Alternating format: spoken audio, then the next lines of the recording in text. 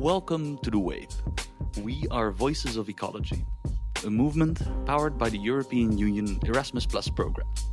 Wave brings youth voices to the forefront, from real-life interviews with youth in the eco-village movement to exploring degrowth and youth perspectives on intergenerational fairness. We're a multi-host podcast where each episode is unique and is hosted by a different Wave participant. With a rotating format, a diversity of voices, perspectives, and passions, Wave brings them all to the mic.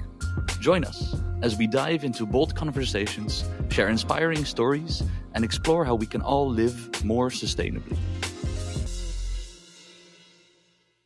Maybe it would also be nice for the people listening to, hear from in your own voice as well, who you are, maybe a little bit of what your background is.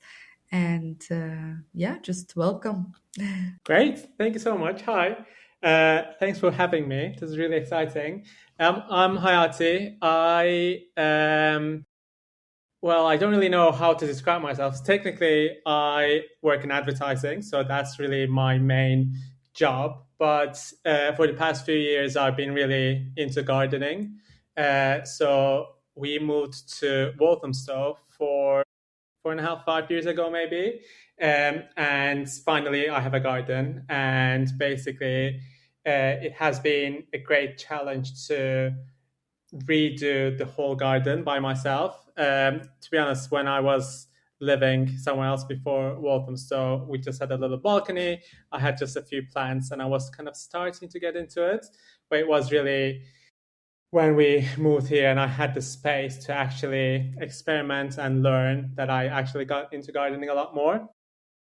So it's been a journey. And what I really like around gardening is that there's never really a wrong or right answer. So it has always been lots of experimentation, lots of trying new things, and just trying to see what works for me. So I really enjoy working with plants on that perspective, that they always try to survive despite whatever you do. There's always a kind of positivity that they bring, and I quite enjoy kind of gardening.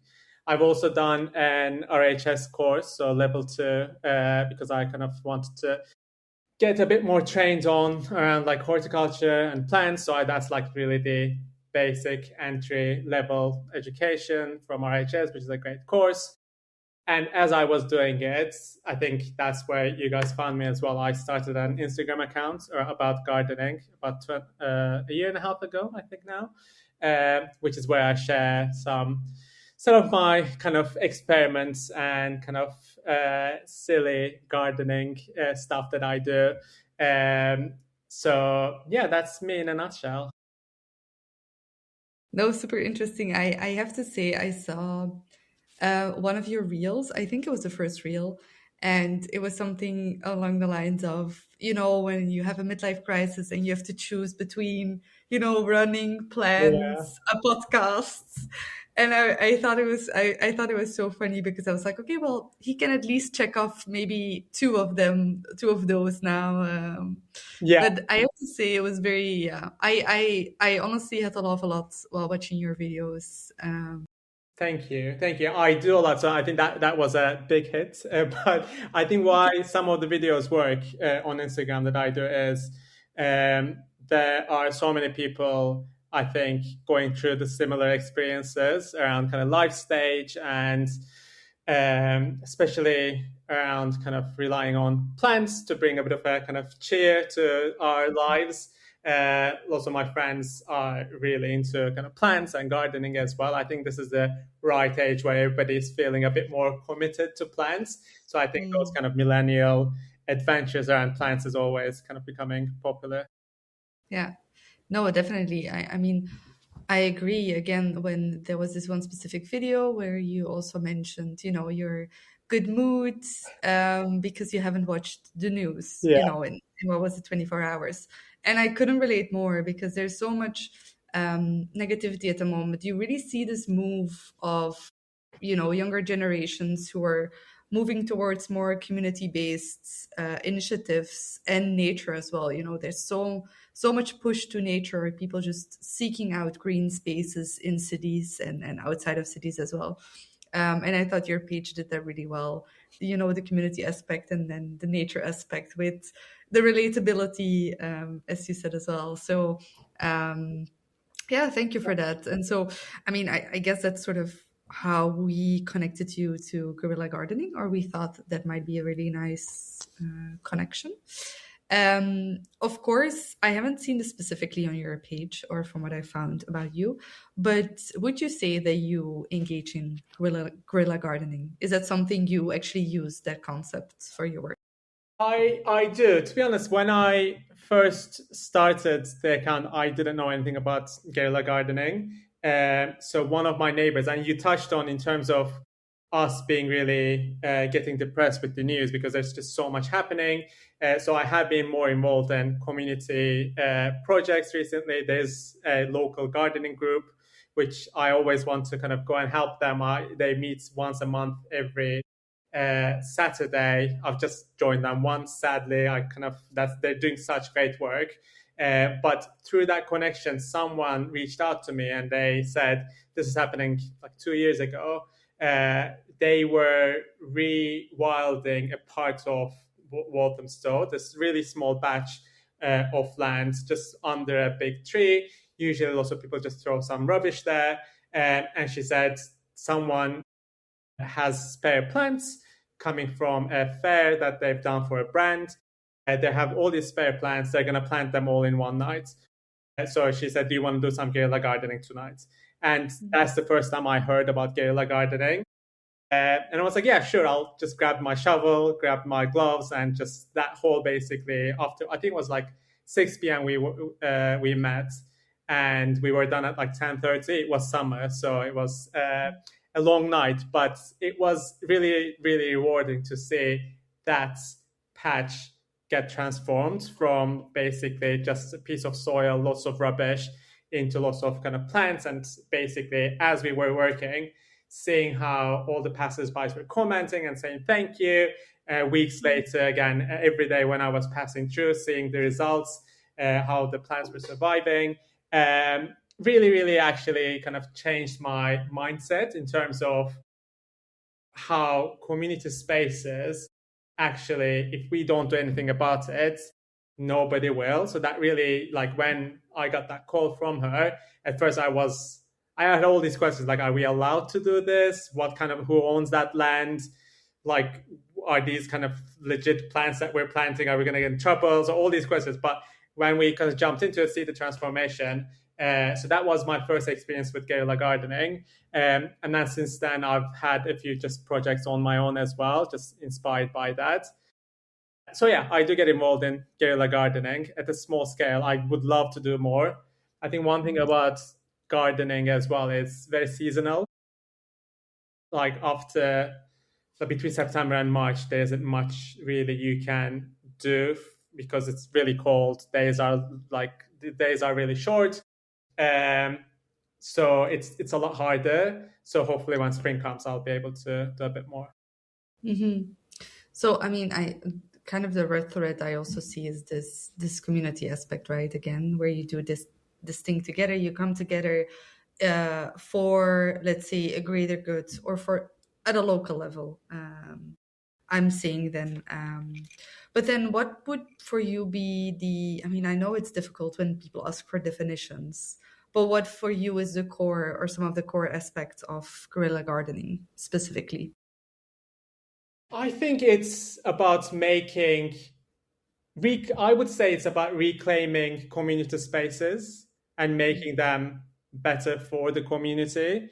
I think there are lots of reasons why it's such a great thing to do, because we know just every day one of the reasons why I've done a guerrilla gardening project by Walthamstow Central Station was because every morning I walk past it and it's really depressing. So the fact that if someone sees something that will cheer them up on their way to work, I think that's a really important thing to do. And one other thing that I quite like is it's almost like very soft activism in my mind, what guerrilla gardening is, because it is about reclaiming our own spaces, and it's about changing that mindset of people, because there's just so many limitations, I think, in our minds in terms of what we should do and what we shouldn't do. Is that my job? Should I get involved? But again, I think reminding people that this is our space. You can't expect everything from the council or everything from the government. I think it's all about that personal impact that you can have on the community. That's how I would describe guerrilla gardening. The other aspect is outside of community. I think wildlife in London is a very important part of why I really enjoy gardening as well. In my garden, seeing butterflies and bees and foxes, not so much. They love coming into this garden, but they're a bit of a menace. They dig and destroy. But overall, it is a really cool feeling that wildlife is outside our door, and bringing that to big busy station places, big busy places like Tube Station, Walton Central, is, I think, really exciting. One thing I would go around foxes, there's a new documentary around London wildlife by David Attenborough. So he's done an amazing job really capturing how diverse the wildlife is in London, and foxes play a big role in that documentary as well. I think we have a love and hate relationship as gardeners in London with foxes and squirrels as well, because they steal bulbs and they dig as well. But anyway. Yeah, no, but it's interesting. I think also it's really nice also to give suggestions to listeners to get more to know more about those specific topics, because it's also very niche. Wildlife in London is not something you would immediately expect. So very nice. Okay. I mean, you briefly touched upon this, but there is this, and this is also just my academic background in political sciences, but there is this discourse going around where a lot of people are kind of staying away from the term activism, oftentimes because, right-wing politicians use the word activism and wokeness to instrumentalize, their own power, to make an enemy of the left. And so they take these words very easily into their mouth. And so I saw this trend also with guerrilla gardening, where some people that would first describe themselves as environmental activists, would be very proud to call themselves activists. But because of this trend, they have become more, let's say, careful in using that. And so you mentioned that it's a sort of a soft activism, but would you call yourself, or would you consider yourself, an environmental activist? And also, what does activism for you entail in this specific context? I mean, sadly, I wouldn't probably go as far as calling myself an environmentalist activist. I would have loved to be one. I think what I'm doing is such a small scale. I think someone I would describe as an environmental activist is really kind of, for example, there are really good initiatives around rewilding certain parts of UK, and really capturing the essence of kind of rebuilding the ecosystems. I think my contribution is small, but I think it is still, we all need to start somewhere, I would say. I don't think individual contributions to the community or to the environment should be called activism in that sense. I think what we're doing is really trying to make the community better, and making people's lives slightly better, making the kind of local wildlife's lives slightly better. So I did say it's a bit of a soft activism. It's from a sense of, I think it's also inspires other people to take action. I think it's maybe why I would say there's a sort of element of activism in guerrilla gardening.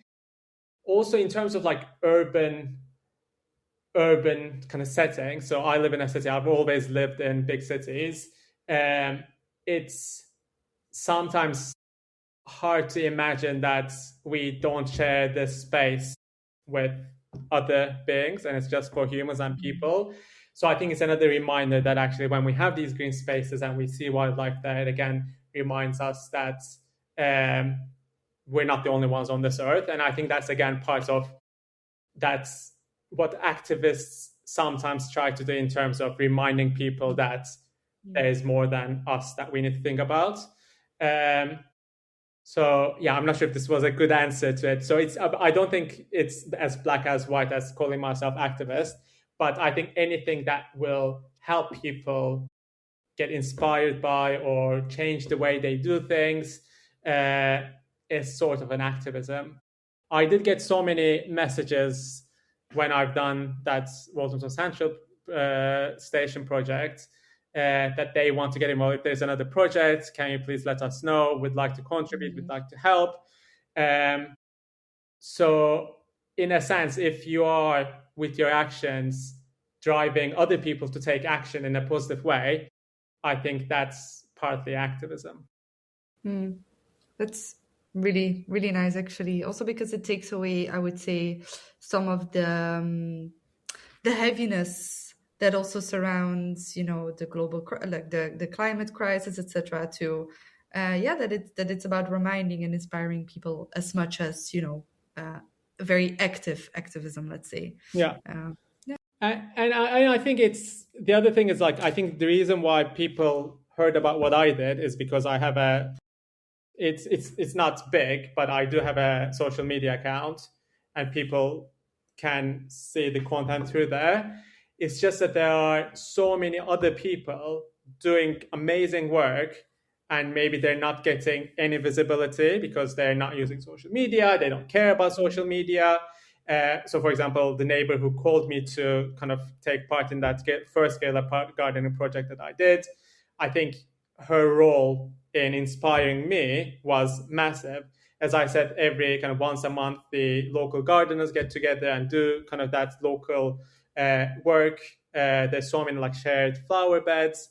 Again, that also inspires me. So I think they're all, in a sense, activists because they're inspiring me to do more for the community as well. Yeah, that's really nice, actually. And the point you raised on social media, of course, I don't know exactly what you do within marketing, but I'm also assuming, it's also professionally you come into contact a lot with social media and new forms of engagement.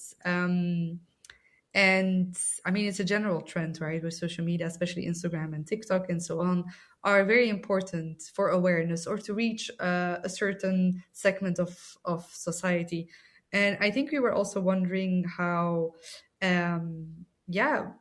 what you also noticed gets more engagements from your followers or from viewers, and if this guerrilla gardening, if people react very positively to it and how they engage with it, but more from a social media point of view, let's say. Yeah, from a social media perspective, I think it's a bit of a mixed bag, what people like to say.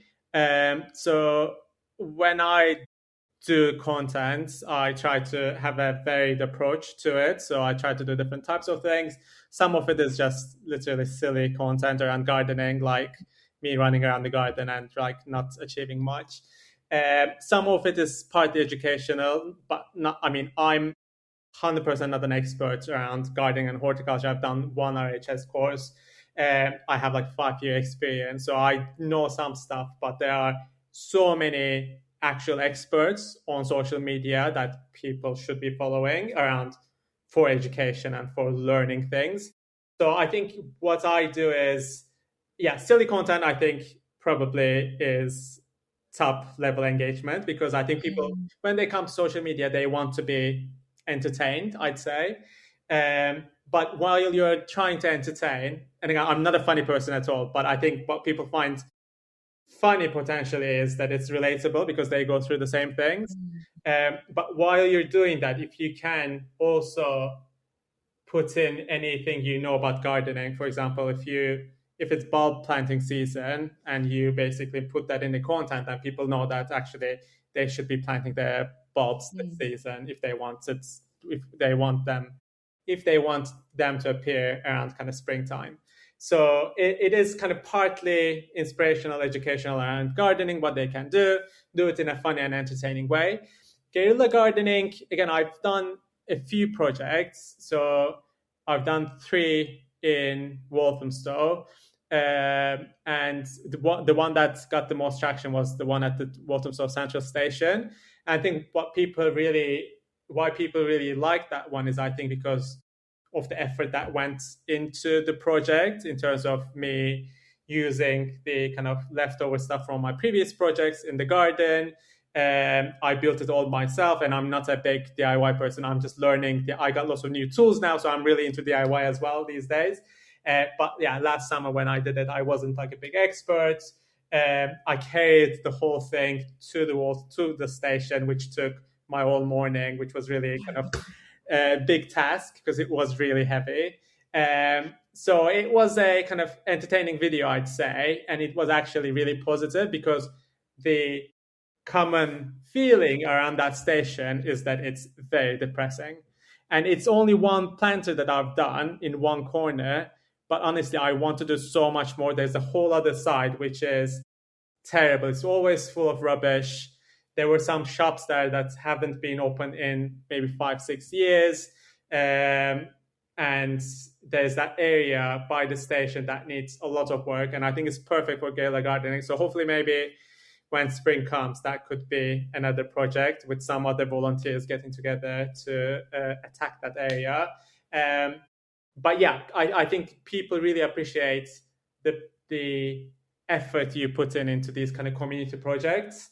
I mean, I'll be looking forward to seeing your Instagram for this new project in spring. I think maybe also something we wanted to ask also, you know, when talking to people around us and mentioning guerrilla gardening and explaining what it was, you know, a lot of times, and you've also mentioned this at the beginning, people are worried about the repercussions, legal repercussions, but also, you know, of the city. And also besides that, also like, how do you start? Where do you start?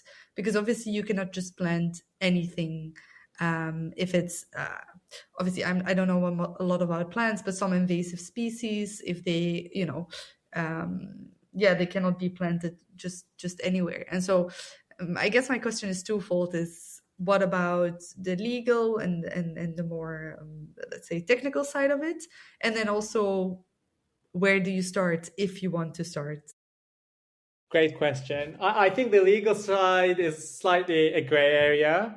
The way I'm looking at it is that's a community space. And if what you're doing is not obstructing anyone's way, if it's not really creating any annoyances or disruption in the space, then I think it's fair game.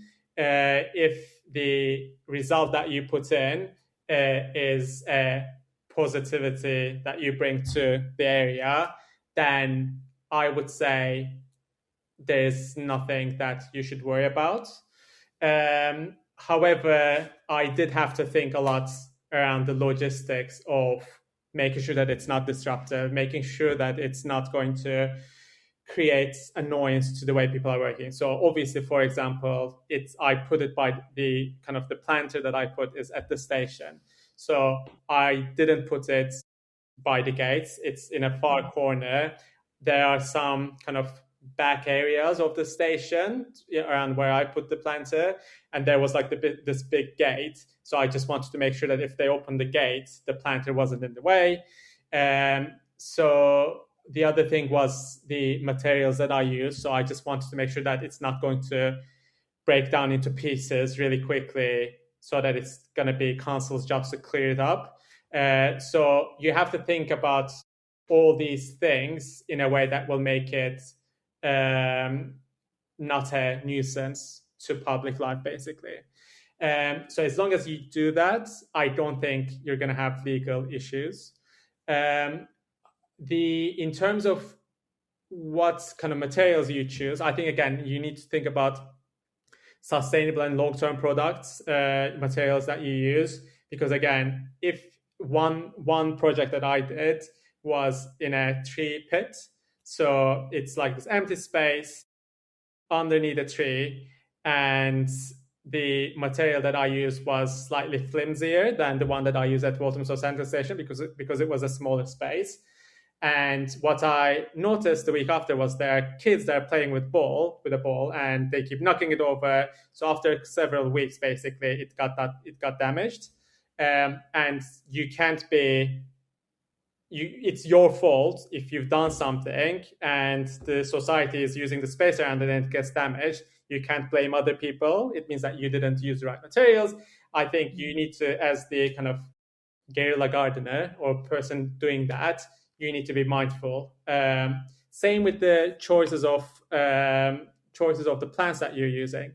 If it's a high traffic area and if you know that there'll be kids playing with balls and balls will be crushing the plants, then you need a lot tougher plants in that space. If it's a secluded place, then you can have a bit more like fragile plants. But basically, as long as you work with the environment instead of against it, I think you get away with it. And the types of plants I always try to use is really drought tolerant plants that don't need too much care. Because again, if it's guerrilla gardening, it's probably going to be in a space that's slightly out of your way. So all the projects that I've done are on my way to either work, to the station, to the gym. So I have easy access to the spaces. So if something like the example I gave, that's under the tree pit, guerrilla gardening that I've created, I had to go and fix it. I redid it because the materials I used initially wasn't good. If I had done it in a different neighborhood and I only kind of saw it once every 3 months, then I wouldn't be able to actually care for that space. I think when you do it, you basically take responsibility for it. And if you take responsibility for the work that you've done, then I think there can be not too many ramifications of it. Yeah. Does that answer the question? Oh, it does, because it also makes it also makes sense to do the guerrilla gardening close to you, right? So the aspect of responsibility that you said, I do think is really important, especially if it's you changing the community space for the better. That makes a lot of sense. You honestly don't need too much, and again, you can pick up space that's really close to you, a small space. You pick whatever kind of plants that you like and you think will survive. So on my street, again, I haven't done this, but on the kind of upper side of the street, there are again these trees with pits under them, and they have created. So my neighbors have created these blocks to make space for more plants to be planted under the trees. And they planted bulbs, they planted lavender, salvia, lots of different things. And throughout the seasons, basically, they just pop up, and it just brings so much joy to the whole street.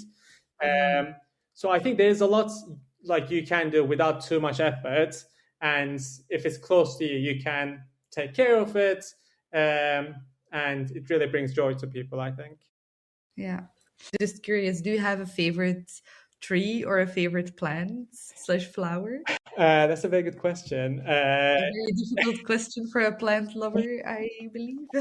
My favorite plant ever is wisteria. So I always dreamt before I moved to this house to have a house, the front of the house with a wisteria. Beautiful. Yeah. So the moment literally we moved in, I think it was April, maybe March, April. Like that was the first thing I did. So bought a wisteria, planted it. It took 3 years for it to flower. So it was like every year I was like, oh, when is it going to flower? But when it started flowering, the first year there were like maybe 11 flowers on it. But still, I was so mesmerized with it. It's just the smell, the color. I love wisteria. I'm not sure if you can use it for guerrilla gardening, probably not. Also in the UK, it's kind of great. Whenever I put something around wisteria on my social media, there are lots of Americans commenting about it being really invasive in the US. So yeah, they don't like it over there. But here, I think it's fine. Yeah, I've never feel like it's invasive. It does grow quite quickly. Sometimes it doesn't flower. Lots of people complain that it doesn't flower. But mine finally does, so I'm very happy. So I'm looking forward to, usually it flowers around April. So yeah, I'm looking forward to that bloom. Amazing. I feel like also, and this is more on a personal note, but I'm not super familiar with plants. But I think plants really, the love for plants, I think usually starts when you're younger, and you do try to almost instinctively pick plants that you had a connection with when you were a kid. Like, really funny, because wisteria, in my school, so I'm from Turkey, in Izmir. So my high school had this like part of the campus with a kind of really old building, the small tiny building, but that building was covered in wisteria. And I remember every May, that part of the campus would smell amazing. So I think that must be one of the reasons why I like always wanted wisteria. But it's really funny because in Turkey, wisteria, especially in Izmir, it's not that popular. In Istanbul, around the Princess Islands, there wisteria is a thing, but in Izmir, it's really not. The other thing, again, in the campus in my high school, there were these cyclamens, which I really loved, and it smelled really nice. So when I came here as well, it's really popular because it's a winter flower. So again, that was another thing that I really felt close to, because again, from my childhood, I know this plant and I really kind of liked seeing it in winter months. But yeah, the story that you had is really lovely in terms of that fig tree. It's obviously, fig is really big in Turkey as well, and it grows really quickly. There's a saying in Turkish around planting a fig tree in one's house, but it's a negative thing, like, because it grows so quickly, so you don't have any other space left for you. But yeah, I love fig trees as well. It smells so nice. Yeah, they're the most amazing trees. Yeah. I mean, I like them a lot. Yeah. See, that's really nice how they're oftentimes linked to memories, and the memory stays with us in some shape or another. So very nice. Yeah, 100%. It's also interesting because, like, as I said, growing up in Izmir, there are certain kind of plants that don't grow here really, or they can't really thrive. So like in summertime, there were these like really big pine trees, and I love the smell of that. So again, that's whenever I go back home, that's a very distinct smell that I don't get to have here. So again, like, plants create that emotional connection, I think, to a specific place. And I think that's why it's so important to create in our environments, in our communities, these kind of like visuals for us to actually kind of enjoy where we live. Yeah, very nice. I like it a lot. Guerrilla gardening and taking community space has become more popular over the years. Also with Instagram, there's more visibility. But overall, not only on Instagram, but in the news as well. And so I've wondered if the past 5 years since you've been actively gardening, if you've seen a shift actually, that if there's more interest from people, if this has been positively, maybe also negatively. Yes, I think so. I think there's definitely more interest, and I think there's a few reasons that I'm seeing. I think people do want to take more active role in things around them, because I think we did have I'm just talking from my experience, we did have a period of having the luxury of not getting involved in politics or not having a point of view on things. But I think at the moment, people want to contribute or have a point of view, even if it's a small way, that will make a difference in the world. So I think people do feel like they should take action in a way more than they did probably 10 years ago, 15 years ago. The other thing that's really, I think, raising the kind of awareness of things you can do in your community and guerrilla gardening, planting more trees, is also obviously increase awareness and acceptance of global climate change. So again, there's lots of rhetoric around climate change, denying it, not really respecting renewable energy, and all that kind of conversation that's currently happening, sadly. But I think that's not what most of the people think. I think people really still believe that we need to change the way we live or change the way we do things in order to have some sort of impact on changing the course of climate change. And every little helps, I think. I think we do need to do a lot more with trying to push corporations and governments and councils to invest a lot more in renewable energy, fighting climate change, because we are seeing the impact of it really quickly. There's just so much that we can do in our own spaces as well to help that, planting trees, planting plants, creating space for wildlife. So I think that's why people are a lot more inclined to get involved these days. Mm-hmm.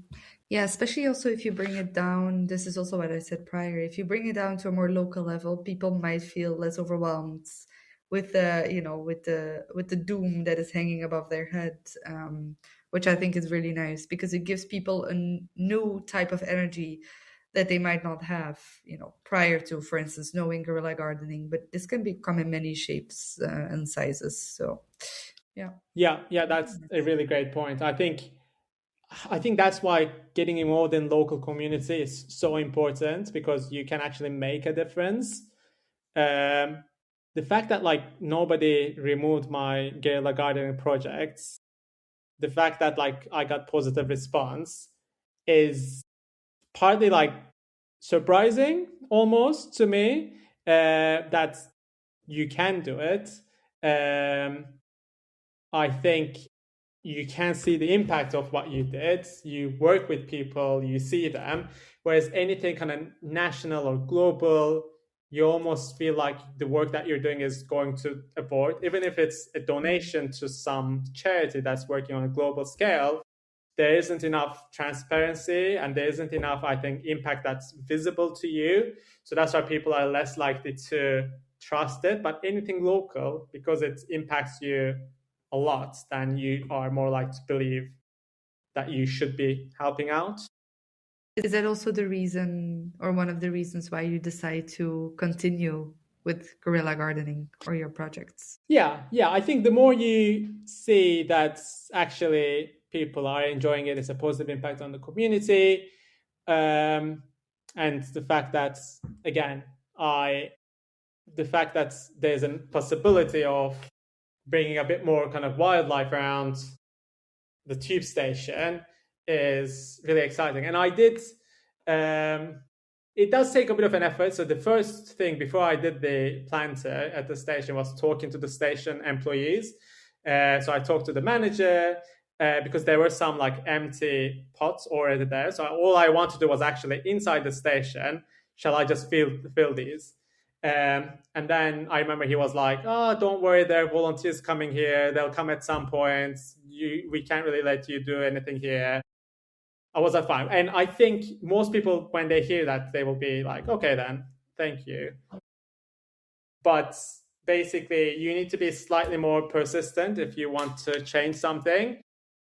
And to be honest, it's a bit of a sometimes luxury to be persistent, because you need to have the time, you need to have the resources.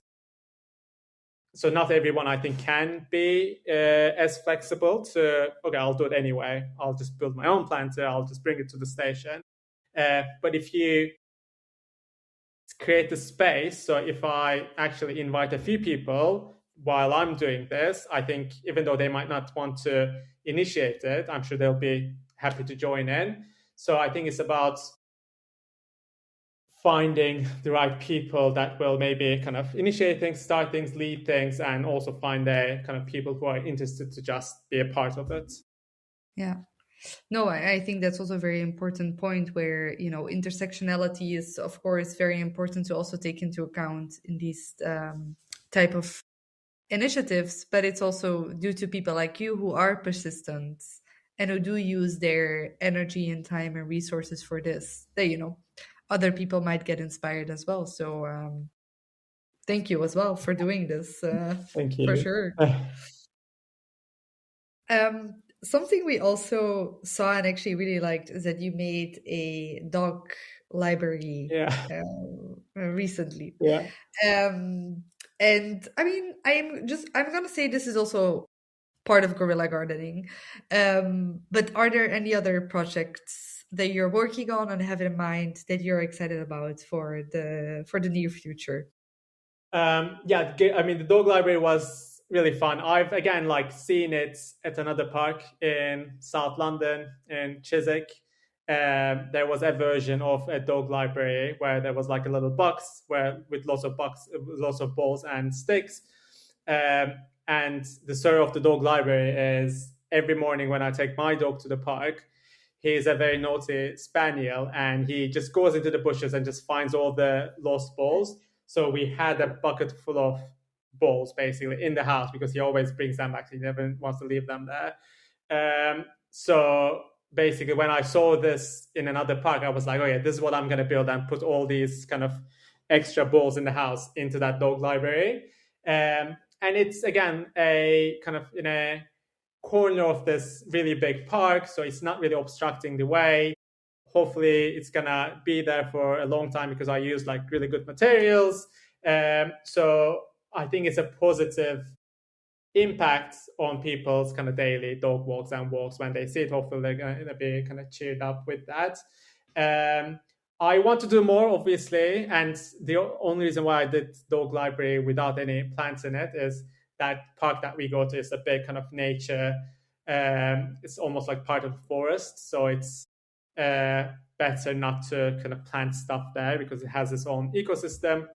So I wouldn't do anything in a park in its own because there's lots of wildlife already there with a kind of certain ecosystem.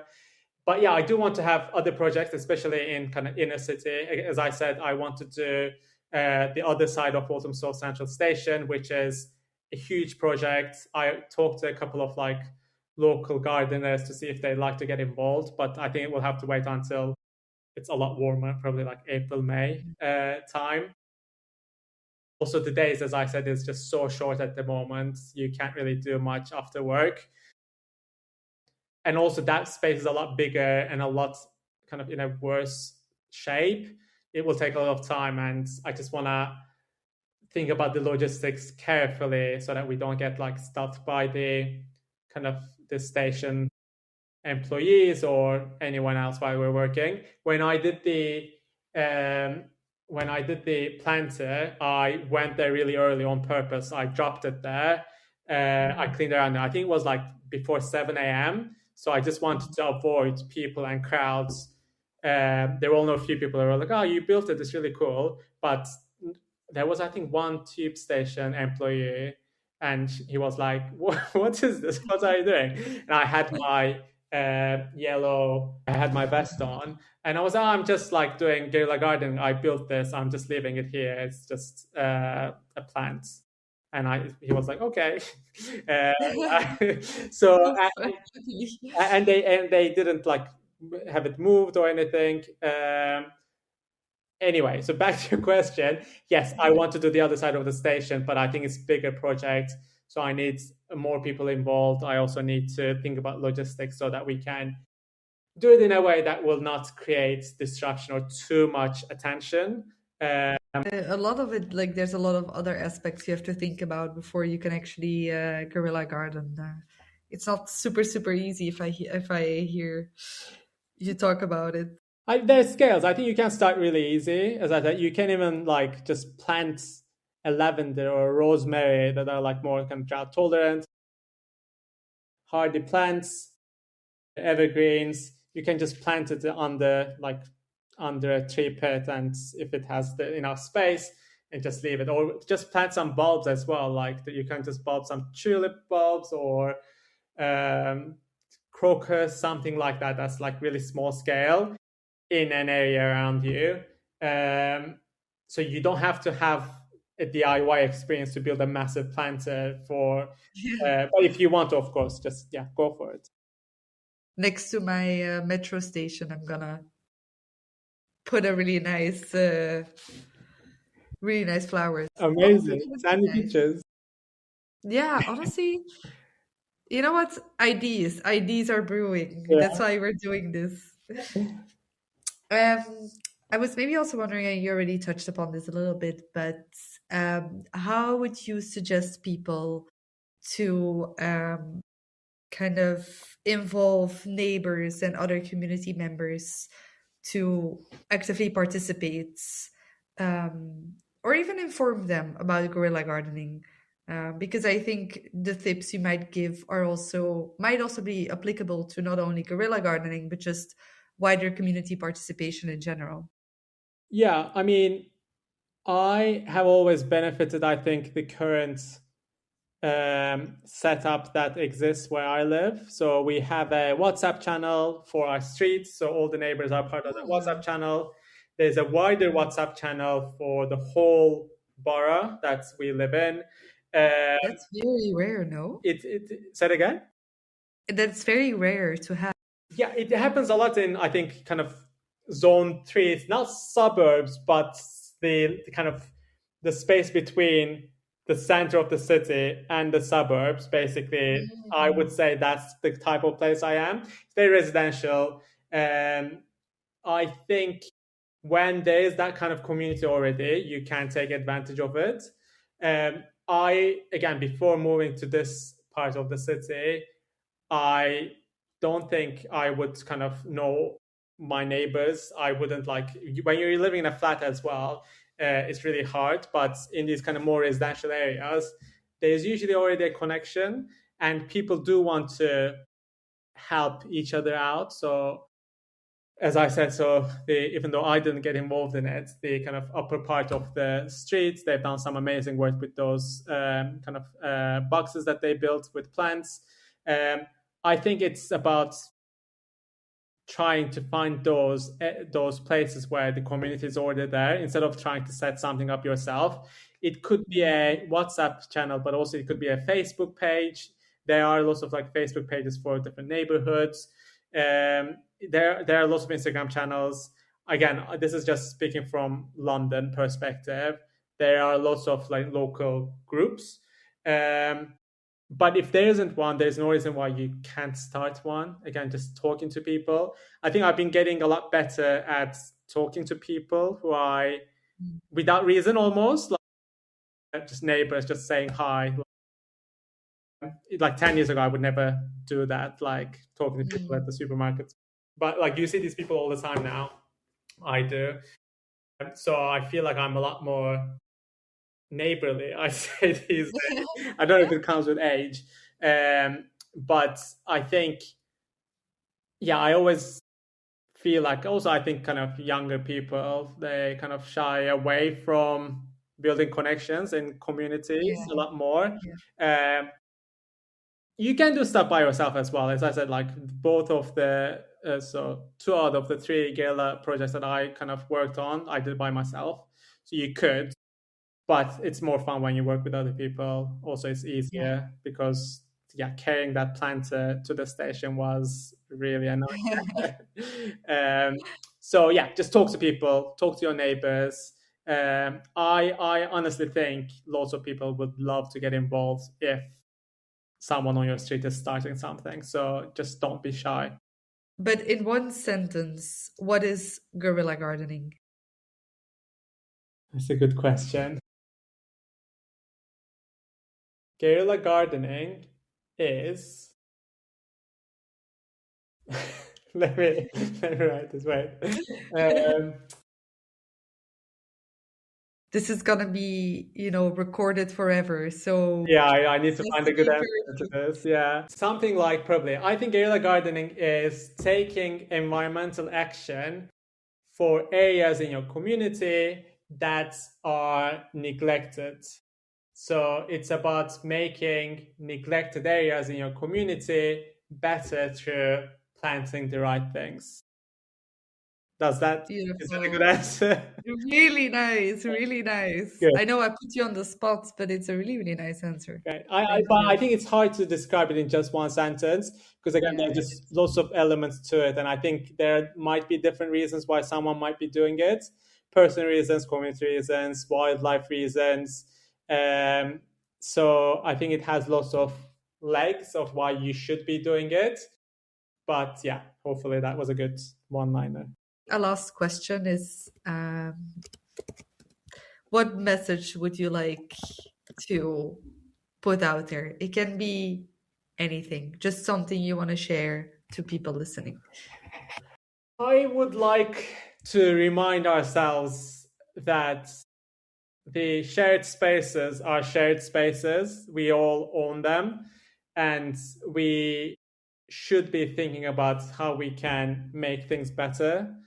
I think more and more we are seeing that action needs to be coming from bottom up. It's these things we can't really accept from top down. So the more connected we are with our local communities, the more in touch with them, the better it's going to be. And I think guerrilla gardening is just one part of it, but just generally making life better, everyday life better for everyone, just being slightly more mindful of, for example, the bins that we have in this neighborhood. They get collected once a week, and then they're always like on the pavements, and it blocks the way for people with buggies or people who are on wheelchairs. So what can you do to just kind of make that process faster? Or there's so many dogs around here, so the moment you litter and have rubbish on the floor, on the ground, the dogs are gonna just take it and eat it. So what can you do about it? Those kind of like little actions, I think sometimes people need to be reminded that this space is all our space. So you need to show ownership of the community space, and you can't expect other people to do it for you. Yeah, that would be my. I feel like this ended on a negative note. Maybe from a more positive note, again, in the same sentiment, I think, again, this is a shared space. And I think we're on a very good trajectory in terms of taking action around climate change and making the cities, which is really my passion, making urban environments, cities greener. And I feel like a lot more people are more concerned around making this happen.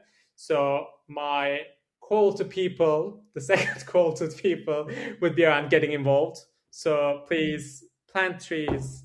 Please think about the wildlife in the city, because there's a lot of wildlife in the city already, and try to make it better for our next generations. Thank you. I think the people that will listen to this episode are getting involved already by listening to this. So thank you. But indeed, get up, take action, plant some flowers, some bulbs, whatever. It can be very small. And talk to people. Talk to people. People. Yeah. More talking to people, 100%. Yeah. Thank you so much, Hayati. I really enjoyed our conversation. I really enjoyed it too. It was really pleasant. Thank you. Thank you for listening to the WAVE podcast. We are Voices of Ecology. If you're inspired to act, share and learn, connect with us, then follow us on Instagram at WaveProjectEU and share the episode with another person today. Every bit keeps the wave moving forward.